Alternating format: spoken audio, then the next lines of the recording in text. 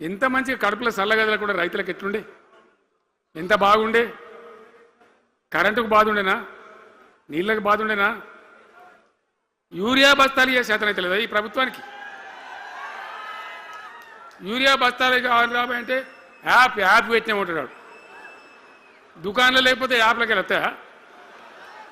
ఈ దమ్ముంటే తెచ్చి దుకాణంలో పెట్టాలి, కానీ ఆ యాప్లు పట్టుకొని తిరిగితే కాళ్ళకు వాపులు వస్తాయి. బస్తాలు మాత్రం దొరుకుతలేవు. నిజమేనా నేను చెప్పేది? యాడ చూసిన ఎరువు బస్తాలు కూడా శాతం కాదు ఆఖరికి.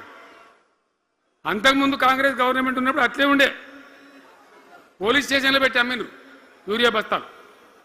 ఇవాళ మళ్ళా చెప్పుల లైన్లు, కాళ్ళకు వాపులు రావాలి. ఆటో రిక్షానికి చెప్తే 10 బస్తాలు వేసిపోతే పొలం కాడ వచ్చి ఎత్తుండే. ఇలా యూరియా కోసం ఇంత బాధన? ఇది ఎంత అసమర్థమైన ప్రభుత్వం, ఎంతగాని శాతగాని ప్రభుత్వం. అన్నిటికీ బాధనే కదా. బంగారం లాగున్న రైతులు ఎంత ఆనందంగా ఉండే. వానాకాలం పంటలు పండితే తడిసిన ధాన్యం కాడికెళ్ళి కొని మొత్తం బ్రహ్మాండంగా రైతులకు డబ్బులు బ్యాంకులు వేసేది, మధ్య దళారు లేకుండా. మా గంగుల కమలాకర్ వేసేది, చేయి మీద కూర్చున్నాడు సివిల్ సప్లైస్ మినిస్టర్గా, కొట్లాడి తీసుకుపోయి వేసేది.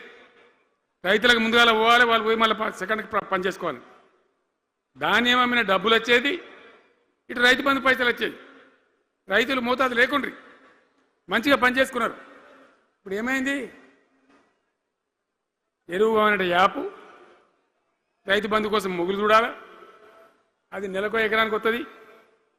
ఇప్పుడు జగిత్యాల కేసీఆర్ సభ అంటే మళ్ళీ ఇలా పైసలు విడుదలన్నట్టు. రైతు బంధు రావాలంటే మళ్ళీ సభ పెట్టను అయింది. మూడో కిస్తీ రావాలంటే మళ్ళీ ఏమన్నా కేసీఆర్ సభ పెట్టాలి. ఇక అంతేనా? ఇది ప్రభుత్వమా? ఒక 75,000 కోట్లు ఇచ్చినాం మనం రైతులకు. 75,000 కోట్లు. మా పల్లరాజశేఖర గారు ఉన్నాడు ఎక్కడున్నాడు. ఇవి అయినప్పుడు రైతు బంధు అధ్యక్షుని ఉండే రాష్ట్రానికి ఎమ్మెల్యే లేకుండే ఈయననే నిలబడేపించింది. 73,000 కోట్ల పైచీలకు డబ్బులు అనాయాసంగా సునాయాసంగా రైతు ఖాతాలకు పంపించింది.